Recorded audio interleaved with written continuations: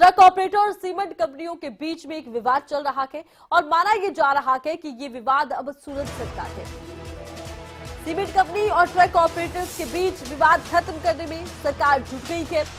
मामले में अब उद्योग मंत्री मध्यस्थता कर सकते हैं। आज शिमला में उद्योग मंत्री हर्षवर्धन चौहान मीटिंग कर सकते हैं। सीमेंट कंपनी प्रबंधन और ट्रक ऑपरेटर्स यूनियनों के साथ ये बैठक संभव है।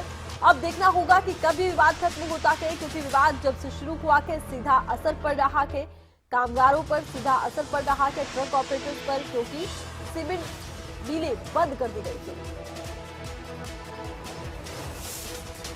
और ज्यादा जानकारी के लिए खबरें अभी तक के Shimla bureau Pradeep Thakur phone line पर जुड़ चुके हैं। प्रदीप, क्या लगता है अब विवाद सुलझ पाएगा? देखिए आरती, आज बैठक होनी है और 3 बजे का समय दिया गया है और ट्रक ऑपरेटरों से कहा गया है कि वो शिमला पहुंचे और सीमेंट कंपनियों के प्रतिनिधि उनको भी उद्योग मंत्री ने शिमला बुलाया है। हालांकि अभी देखना ये होगा कि क्या आज बैठक हो पाएगी, क्योंकि शिमला में मौसम खराब भी है और बर्फबारी का भी अलर्ट है, तो इस बीच क्या बैठक संभव हो पाएगी। लेकिन जो निर्धारित समय है वो 3 बजे का है और उसमें ट्रक ऑपरेटर्स दोनों जगह थे, जिसमें दारलाघाट के भी है, बरमाणा की भी एसोसिएशन है और सीमेंट कंपनी जो है उसके प्रतिनिधि, उनको यहाँ बुलाया गया है।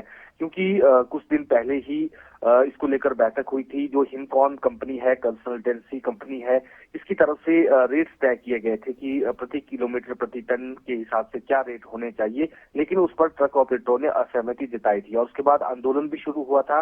और हमने देखा कि जो बरमाणा है, दारलाघाट है, वहां पर भी एक तरह से फिर से ट्रक ऑपरेटर्स जो है उन्होंने आंदोलन शुरू किया था और लंबे समय से ये दोनों यूनिट बंद है और अब बीच का रास्ता खोजने की कोशिश लगातार हो रही है, लेकिन सहमति नहीं बन पा रही है। तो अब देखना यह है कि उद्योग मंत्री को अब जो जिम्मा दिया गया है हर्षवर्धन चौहान, वो आज बैठक लेंगे। उनके साथ बैठक में क्या निकलकर सामने आता है और जो ये गतिरोध है क्या ये टूट पाता है या फिर आंदोलन जो है ट्रक ऑपरेटरों का वो आगे बढ़ता है। जी चलिए, बहुत बहुत शुक्रिया प्रदीप, तमाम जानकारी आपने दर्शकों तक पहुंचाई है। और इसी के साथ ही खबरें अभी के संवाददाता विशाल सोलन से हमारे साथ फोन लाइन पर जुड़ चुके हैं। जी विशाल, क्या लगता है अब विवाद सुलझ पाएगा? क्योंकि देखिए लगातार विवाद बढ़ रहा है, 2-2 यूनिट बंद पड़ रही है, ऐसे में मंत्री का मध्यस्थता करना कारगर रहेगा? बिल्कुल आरती, जो ये विवाद है हिमाचल में 1 महीने से जारी है और फैक्ट्री विवाद अब सुप्रीम सरकार के लिए भी गले की फांस बन चुका है। सीमेंट कंपनी और ट्रक ऑपरेटर के बीच उपजा विवाद समाप्त करने की सरकार कोशिशें कर रही है, लेकिन वो नाकाम साबित हो रही है। आज उसी कड़ी में हर्षवर्धन चौहान जो उद्योग मंत्री है उनके साथ शिमला में बैठक होनी है। लेकिन लग नहीं रहा है कि ये विवाद सुलझ पाएगा, क्योंकि जो फार्मूला तय किया जा रहा है उसमें जो ट्रांसपोर्टर है वो फिलहाल असंतुष्ट नजर आ रहे हैं। उनका कहना है कि जो पहले से नियम बनाए गए हैं किराए वृद्धि को लेकर, वो उसी पर ही समझौता करेंगे। अगर उसके अलावा कोई और फार्मूला लगाया जाएगा तो उसे वो किसी भी हालत में नहीं मानेंगे और उस फार्मूले के मुताबिक जो है किराए में वृद्धि होनी है। जबकि जो अदानी ग्रुप है वो चाहता है कि जो किराया उसमें वृद्धि ना हो, उसमें कटौती हो। तो ऐसे में नहीं लग रहा है कि ये विवाद सुलझ पाएगा, क्योंकि आपने देखा होगा कि जब कुछ समय पहले जो विधायक भी है होशियार सिंह, उन्होंने भी ट्रक ऑपरेटर्स के खिलाफ कोई बयानबाजी की थी और उनका भी जो है कड़ा विरोध हुआ था। और ट्रक ऑपरेटरों का साफ कहना है कि अब धीरे धीरे करके जो उनका आंदोलन है वो उग्र होगा। ऐसे में जो आज बैठक होनी है शिमला में हर्षवर्धन चौहान की अध्यक्षता में, वो कितनी कारगर साबित होगी उस पर सबकी नजर लगी हुई है। लेकिन खराब मौसम जो है वो इसमें सबसे बड़ा आज रोड़ा भी बन सकता है। जी हाँ। अच्छा, देखिए हर्षवर्धन चौहान मध्यस्थता करने की बात कह रहे हैं और एक मंत्री का मध्यस्थता करने की बात कहना और ये कहना कि हम ट्रक ऑपरेटर से भी बात करेंगे, कंपनी प्रबंधन से भी बात करेंगे। सरकार तो चाहती है कि हल निकले। अब कहाँ पेच फंस सकता है? अगर कंपनी की तरफ से किराया बढ़ाने की बात से इनकार किया जाता है तो क्या बीच का कोई रास्ता निकलेगा विशाल? बिल्कुल जो है सरकार चाहती है क्योंकि इसका हल निकले, क्योंकि जैसे ही सरकार बनी उसी दिन से उनके लिए गले की फांस बन गया था। कोशिशें जारी है लेकिन लग नहीं रहा है, क्योंकि जो ट्रक ऑपरेटर है उनका साफ कहना है कि अगर अदानी ग्रुप किराए में बढ़ोतरी नहीं कर सकता है तो वो खुद इस यूनिट को चलाने के लिए तैयार है, बशर्ते की जो सरकार है, सरकार सारा का सारा जितना भी जिम्मा है वो ट्रांसपोर्टर्स को दे दे, जो कि लगता नहीं है कि संभव है।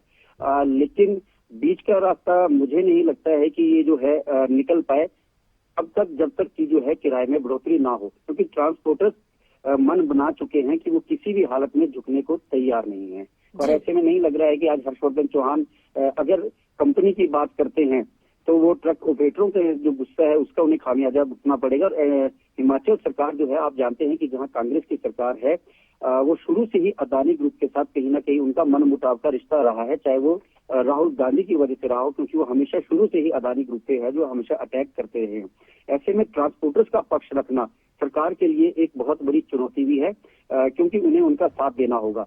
और जो संजय अवस्थी हैं, वहाँ के विधायक हैं, वो जो है अपनी तरफ से कोशिशें कर रहे हैं, लेकिन अब धीरे धीरे उनके खिलाफ भी जो ट्रांसपोर्टर्स है अपना गुस्सा व्यक्त करने लगे हैं, क्योंकि उनका कहना है कि अगर सरकार इसमें फेल हो रही है, चाहे वो वहाँ का स्थानीय विधायक भी होगा, तो वो उसका भी विरोध करने में कोई कसर नहीं छोड़ेंगे।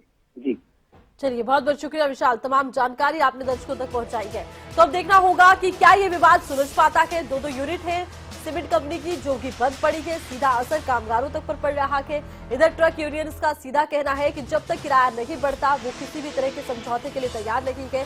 अब देखना होगा कि क्या किराया बढ़ाने को लेकर कंपनियां राजी होती है, क्योंकि अडानी ग्रुप और ट्रक ऑपरेटर्स के बीच में ये विवाद है। ट्रक ऑपरेटर्स का कहना है कि सालों से किराया नहीं बढ़ा के, जबकि अब उनका किराया बढ़ा देना चाहिए। आरोप ट्रक ऑपरेटर यहाँ तक लगा रखे हैं कि ग्रुप अपने ट्रक्स को चलाना चाहता है रूट पर, ताकि बाहर से ट्रक ना हायर करने पड़े। अब देखना होगा कि ट्रक यूनियंस का जिस तरह से हड़ताल का ऐलान हुआ और इसका सीधा असर ये देखा गया कि अडानी ग्रुप ने अपनी दोनों सीमेंट यूनिट्स को बंद कर दिया। सीधा असर ना केवल ट्रक यूनियनों के लोगों पर पड़ रहा है, बल्कि कामगारों तक पर पड़ रहा है।